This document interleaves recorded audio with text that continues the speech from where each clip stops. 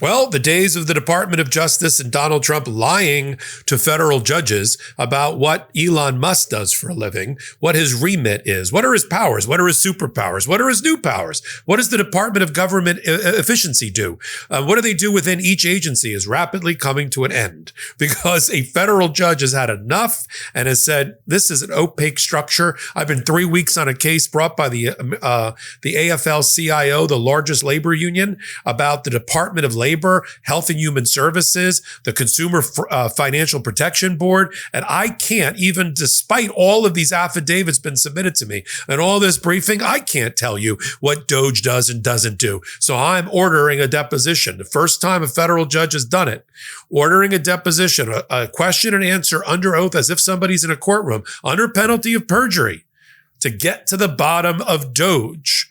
That testimony, that deposition testimony, like courtroom testimony, is not only useful in this case, there are a dozen other cases involving Elon Musk and DOGE, and that perjury, under penalty of perjury statement, can be used by all those judges in all those cases. It's a big development. It's big news. I'm here to break it down for you right here on Legal AF. Take a minute. Hit the subscribe button. We desperately need your help as we try to move to 500,000 subscribers before our 6-month birthday.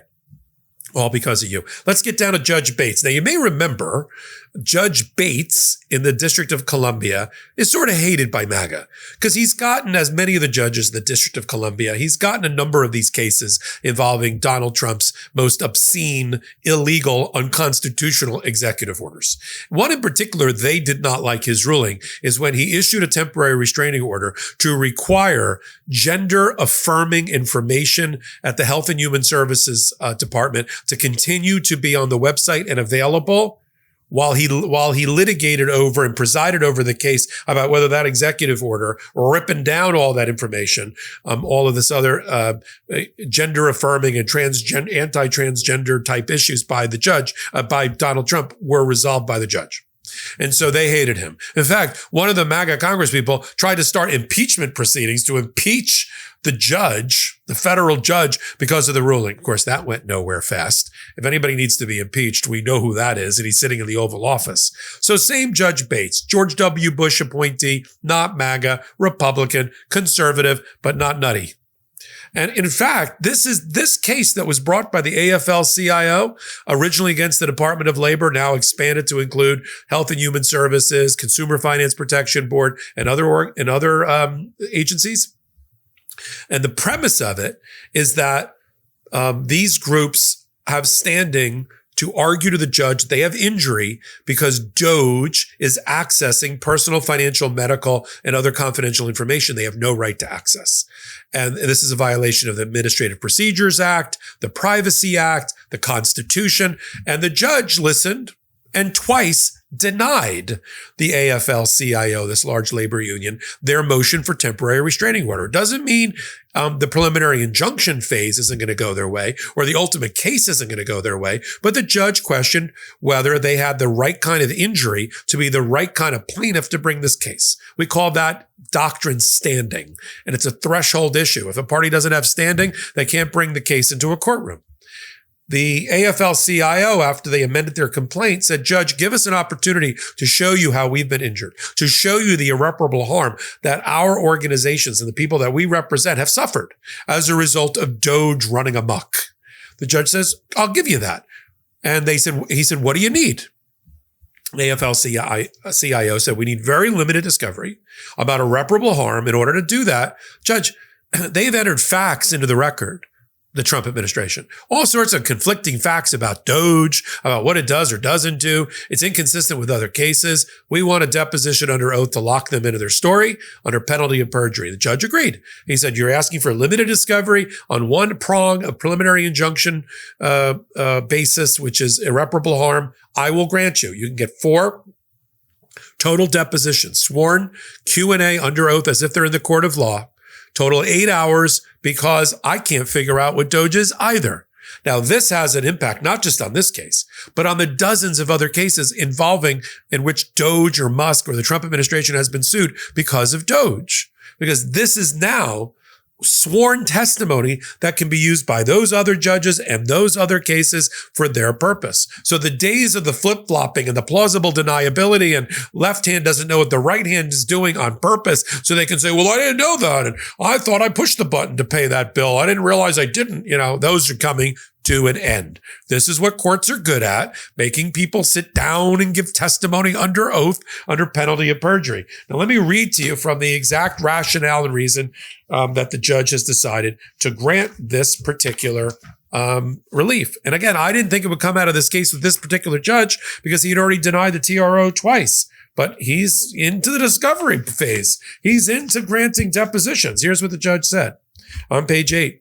That brings the court to plaintiff's purpose for requesting expedited discovery. As stated, plaintiff seeks expedited discovery to support their impending preliminary injunction motion. But unlike in other cases in which the court has denied motions for expedited discovery, because it's a little bit unusual to get some pre-limited discovery, plaintiff's purpose is to reveal information related to the preliminary injunction as opposed to the case as a whole.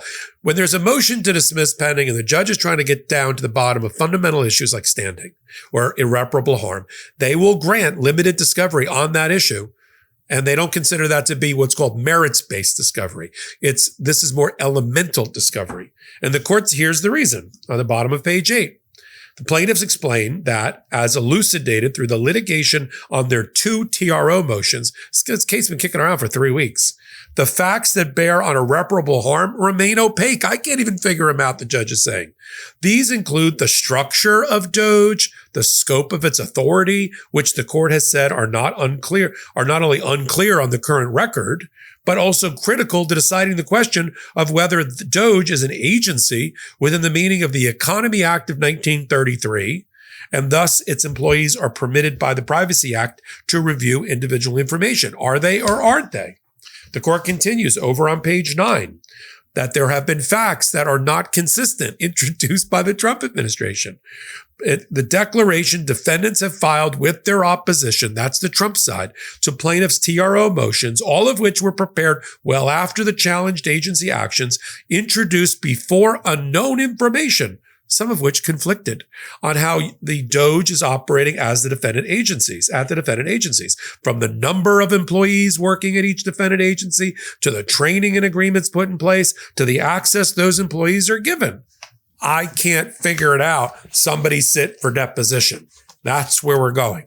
And it sounds like nerdy inside baseball. Oh, there's going to be a deposition on testimony under oath. No, this is important stuff because this information is beginning the process of tying down Donald Trump and the Trump administration and getting them to stop lying to federal judges about what they're doing. I've already done reporting that Marco Rubio, the Secretary of State, ordered certain funding to happen, and two Doge bros stepped in and countermanded and vetoed the Secretary of State.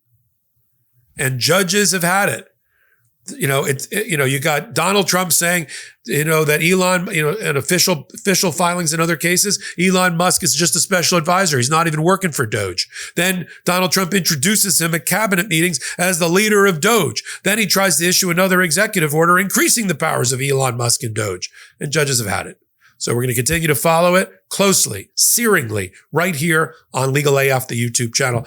Take a moment, hit the free subscribe button, come right back here for the next event that happens at the intersection of law and politics, because we're going to cover it like no other. So until my next reporting, I'm Michael Popok.